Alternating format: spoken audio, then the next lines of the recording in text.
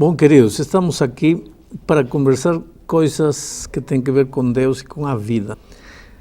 De Deus e da sua palavra não podemos falar sem pedir a presença divina, por isso vamos a fazer uma oração.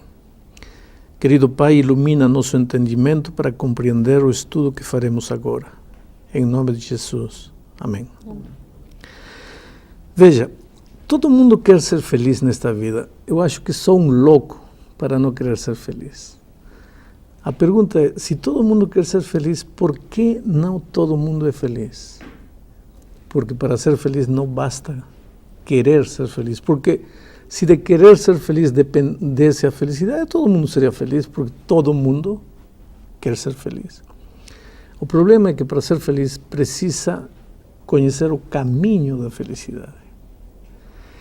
Veja, quando você compra um aparelho elétrico, um ferro, um DVD, um computador, qualquer coisa, chega em casa, está a caixa, abre, tem um plástico, em cima do plástico tem um livrinho, chama-se o Manual de Instruções. Para que está esse manual aí? Para que, seguindo o manual, o aparelho te dure o máximo que possa te durar e te produza o máximo que possa produzir. Agora, o que acontece com a gente? A gente pega o manual e joga fora.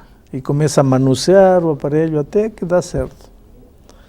Às vezes a gente só lembra do manual quando quebrou o aparelho. Bom, você não é um aparelho, é gente linda. E quando Deus te criou, Ele não te deu um manual de instruções. Deus te deu um manual de vida, um manual de procedimento. Se você seguir o manual, você vai ser feliz. As pessoas não são felizes neste mundo simplesmente porque ignoram o manual. E esse manual, ao que estou me referindo, é a palavra de Deus. A Sagrada Escritura, a Bíblia, o livro sagrado, como queiramos chamar. A pergunta é, por que acreditamos que este livro é a palavra de Deus?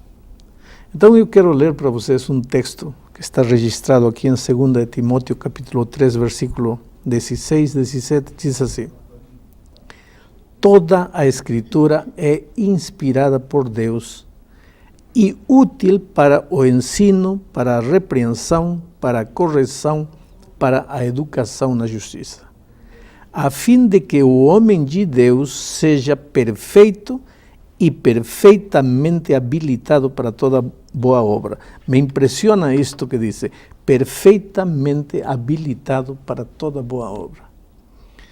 O dia que o ser humano aceitar que este livro é a palavra de Deus e tomar os princípios e aplicá-los à vida, ele estará habilitado para toda boa obra, para ser um esposo feliz, um empresário produtivo, um filho feliz, um ser humano realizado, enfim. Por que tem muita gente derrotada nesta vida? Simplesmente porque não conhece o manual de instruções, não conhece o mapa, o roteiro, o caminho para ser um homem feliz. E eu acredito que este livro é a palavra inspirada de Deus, simplesmente porque o próprio texto bíblico diz que toda Escritura é inspirada por Deus. Vou ler um texto mais e vou dar lugar para algumas perguntas que vocês talvez queiram fazer. E o segundo texto está aqui na segunda epístola de Pedro, capítulo 1, versículo 21. Diz assim: porque nunca jamais qualquer profecia foi dada por vontade humana. Entretanto, homens santos falaram da parte de Deus, movidos pelo Espírito Santo. Ou seja, os escritores bíblicos foram inspirados por Deus e Deus deixou com eles a mensagem que chega até nós hoje para nos mostrar o caminho da felicidade. Pastor, o senhor está falando sobre a inspiração, os autores. A Bíblia ela é composta por vários livrinhos, não é? Agora, foi um autor só, uma pessoa só que escreveu todas essas linhas, essas palavras? Nós temos ali o primeiro livro, Gênesis, o Apocalipse. Foi a mesma pessoa no mesmo período? Não. Foram 40 autores. E há uma coisa interessante, bom que você fez essa pergunta, porque veja, Moisés, que escreveu o primeiro livro da Bíblia, Gênesis, não conheceu São João, que escreveu o último livro da Bíblia, que é Apocalipse. E entre eles dois há uma diferença de mais ou menos 1500 e poucos anos. 15 séculos de distância entre ambos. E, no entanto, se você lê a Bíblia, você vai ver que parece que um dia os 40 escritores bíblicos se reuniram numa sala e combinaram. Eu escrevo de aqui até aqui, você continua de lá até lá, você vai aqui, você trata este tema, você este tema, porque tem uma unidade perfeita, dá a impressão de que foi um só autor, e, no entanto, foram 40 diferentes escritores. Por que tudo isto? Simplesmente porque por trás deles havia uma mente superior, a mente divina, inspirando. E essa, para mim, é outra prova da inspiração da Bíblia, a unidade de mensagem. Pastor, mas o senhor acabou de colocar que foram 40 homens que foram usados, inspirados por Deus, não é, para escrever a Bíblia. Agora, esses homens, vocês dizem que foram inspirados por Deus, mas quem me garante que eles realmente foram inspirados? Porque eu posso chegar para o senhor, escrever um livro e falar, olha, pastor, eu fui inspirada e está aqui o meu livro, só tem que acreditar nele. É verdade, é verdade. Como é que é isso? Se a declaração dos escritores bíblicos que dizem que foram inspirados por Deus fosse a única prova da inspiração da Bíblia, você teria razão. Mas acabo de mencionar outra razão para a inspiração da Bíblia, que é a unidade de mensagem. Como você explica que 40 autores que não se conheceram escreveram a mesma coisa? Mas tem mais, tem profecias bíblicas que provam que uma mente que conhece tudo, que conhece o futuro desde o passado, inspirou a esses escritores bíblicos. Por exemplo, só vou te mencionar o caso de Isaías. Aqui em Isaías 40, 22, encontro uma coisa interessante. Diz assim: Ele, referindo-se a Deus, é o que está assentado sobre a redondeza da terra, cujos moradores são como gafanhotos. Quer dizer, Isaías, muitos séculos atrás, dizia que a terra era redonda. Só que a ciência não acreditava. Vocês conhecem um pouco da história. Até 400 anos atrás, 500 anos atrás, as pessoas pensavam que a terra era plana, era quadrada, e a Bíblia dizia, não, a terra é redonda. Então a ciência daqueles dias dizia, quem tem razão? A Bíblia, aquele livro, ou a gente que é a ciência? Se nós, os cientistas, estamos dizendo que a Bíblia, que a terra é quadrada, é plana, é plana. E, no entanto, o 12 de outubro do ano 1492, Cristóbal Colombo chegou à América e provou para o mundo que a Terra é redonda. E a Bíblia tinha razão. Mas, para mim, a maior prova de que a Bíblia é a palavra de Deus é o poder transformador que a Bíblia tem. Porque você pode ler qualquer livro, história, geografia, literatura, aumenta teu conhecimento, aumenta tua cultura, mas tua vida não muda.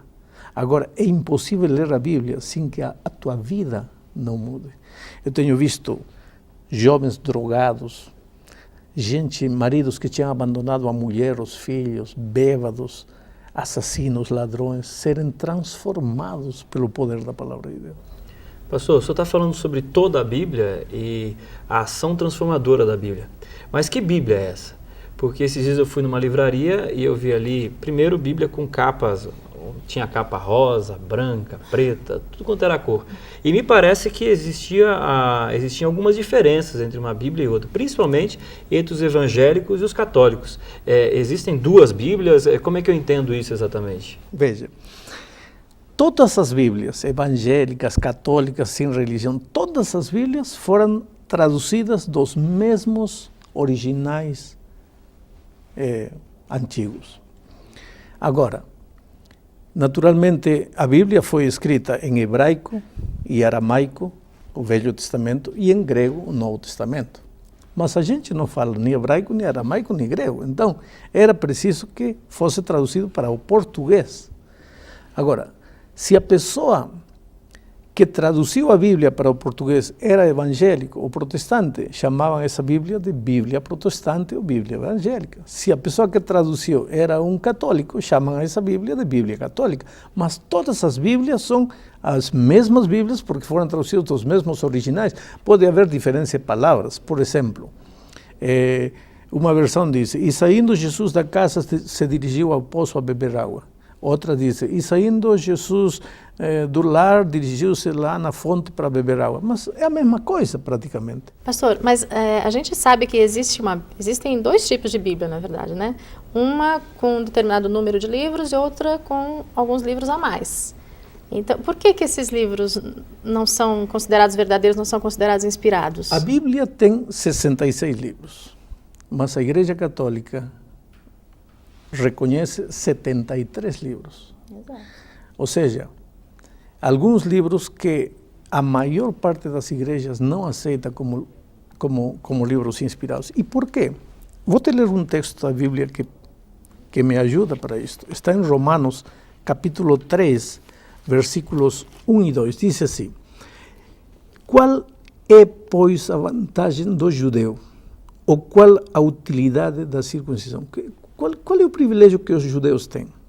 E veja o que o versículo 2 diz: muita, sob todos os aspectos, principalmente porque aos judeus foram confiados os oráculos de Deus.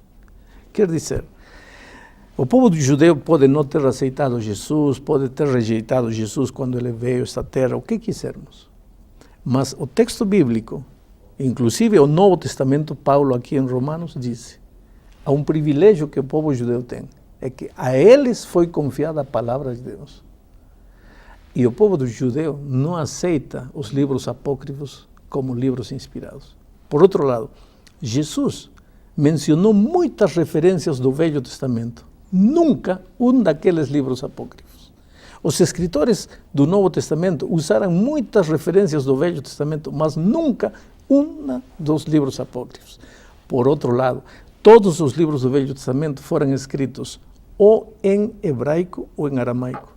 Mas estes livros apócrifos foram escritos em grego. Então temos muitas provas de que eles não são reconhecidos como livros inspirados por Deus. Quando eu olho para a Bíblia agora, pastor, 66 livros, foram 40 autores. Num primeiro momento eu começo a folhear de um lado para o outro.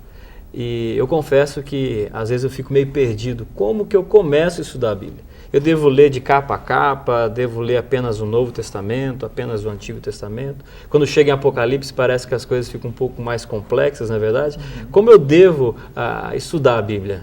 Em primeiro lugar, eu te diria uma coisa: se a Bíblia foi inspirada por Deus, você só pode entendê-la por iluminação do Espírito Santo. Então, antes de ler a Bíblia, antes de estudar a Bíblia, o que você tem que fazer é pedir ajuda divina. Porque se você vai à Bíblia com uma atitude eminentemente humana, você não vai entender a Bíblia.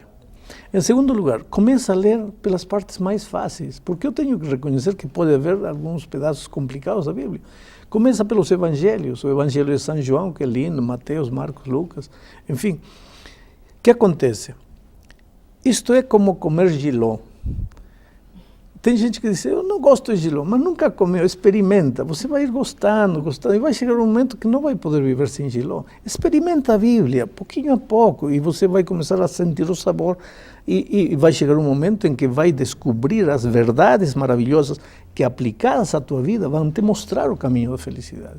Pastor, mas uma dúvida. Se a Bíblia, o senhor falou para a gente no começo, a Bíblia é a carta de Deus para nós, não é? Normalmente, quando a gente escreve uma carta, a gente costuma ser muito claro no que a gente escreve, não é? E eu acho a Bíblia muito difícil de ser compreendida, muito difícil. Tem muitos simbolismos, muitas profecias cheias de animais e períodos proféticos. A gente não entende por que Deus, ao inspirar as pessoas que escreveram a Bíblia, por que elas escreveram de uma forma tão difícil da gente compreender? Não podia ser mais claro, mais direto? Não seria tão mais fácil? Seria.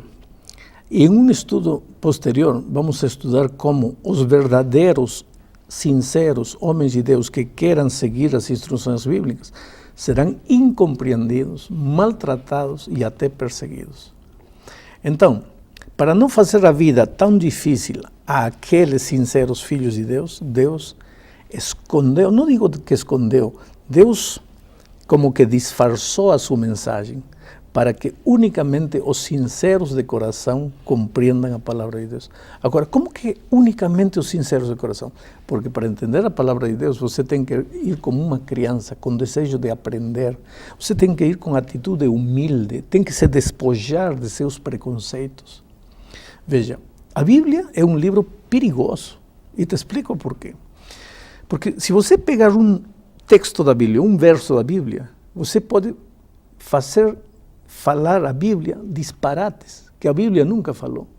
Por isso, para que a Bíblia possa ser entendida, tem que ser estudada dentro do contexto. Por exemplo, vamos dizer que eu estou falando com a Márcia e contando para ela, olha, quando eu estava vindo para aqui, eu vi 2 motoristas brigando e um deles agarrou o outro do pescoço e disse, olha, vou te matar. E você nesse momento está passando no momento em que eu estou contando para ele e digo, vou te matar. E você ouve sair da minha boca a palavra, vou te matar. E você sai correndo e diz, aqui o pastor Bulhão falou, vou te matar. Falou para a Márcia que vai matar a Márcia. Espera, eu falei, vou te matar? Sim. Mas eu não disse que eu ia matar a Márcia. Eu estava contando para ela uma história. Mas você pega a palavra, vou te matar, e anda dizendo que... É decir, está escrito, mas não é isso que está querendo dizer. Para entender a Bíblia, você tem que ler o contexto, para saber o que o texto está falando. Agora vem uma pergunta que ninguém de vocês me fez. Por que com uma só Bíblia existem tantas religiões? Eu estava justamente pensando nisso, pastor, porque olha, tantas pessoas, justamente por ela ser muito complexa, cada um dá uma interpretação diferente. Como é que eu vou saber quem está falando a verdade? Aí que está, porque as pessoas pegam um verso, aqui diz assim, sim, diz assim, mas vamos ler o verso dentro do capítulo para ver de que está falando. Porque não é, diz assim, se você pega palavras isoladas, versos isolados, vai fazer dizer a Bíblia coisas que a Bíblia nunca falou. Por isso, para estudar a Bíblia, quer ver o que a Bíblia fala sobre graça, não pega um verso. Pega todos os versos da Bíblia que falam sobre graça. Quer ver o que a Bíblia fala sobre salvação? Pega todos os versos da Bíblia que falam sobre salvação. Não pode pegar um verso aqui isolado do texto e querer dizer a Bíblia diz isto porque não diz assim. Quando eu olho para a Bíblia, pastor, e de uma forma rápida, né? A impressão que me dá é que eu estou lendo um livro de história onde eu tenho o povo de Israel como centro. O povo de Israel realmente é o centro? Eu tenho que olhar para a Bíblia como um livro de história? Ou o que realmente é o mais importante de toda a Bíblia? Eu acho que o centro da Bíblia é o amor de Deus por você. Não por Israel, é pelo ser humano. Porque quando Deus criou Adão e Eva, não criou Israel. Adão e Eva não eram israelitas. Deus criou o ser humano e Cristo não morreu por Israel, morreu pelo ser humano. E quando Jesus voltar a esta terra, não vem para salvar Israel, vem para salvar o ser humano. É verdade que na Bíblia se menciona muito o povo de Israel, mas a Bíblia é uma carta de amor para você e para mim. Eu quero chegar ao fim deste estudo falando especialmente para você que está assistindo este programa. Veja, você é a coisa mais linda que Deus tem nesta vida. Ele ama você, Ele gosta de você. Ele gosta de você como você não tem ideia. Agora, você acha que Ele te criou e te colocou neste mundo e diz assim, agora você vire-se aí e tente ser feliz do jeito que você puder? Não. Neste momento, Ele conhece tuas lutas, conhece tuas dores, teu sofrimento. Se você está com o casamento destruído, com o lar desfeito, está desempregado, está machucado por dentro, ferido, condenado à morte por um câncer, Deus ama você, Deus conhece você. E te digo uma coisa, neste livro maravilhoso, Deus escreveu tudo o que você precisa ouvir hoje. Apesar que é um livro antigo, não foi só para os homens de outro tempo. Apesar que é um livro antigo, tem verdades maravilhosas para você hoje. E se você ler a Bíblia, você vai ver que Deus vai abrir seus olhos para uma dimensão da vida que você ainda não conhecia. Que Deus te abençoe e te cuide sempre.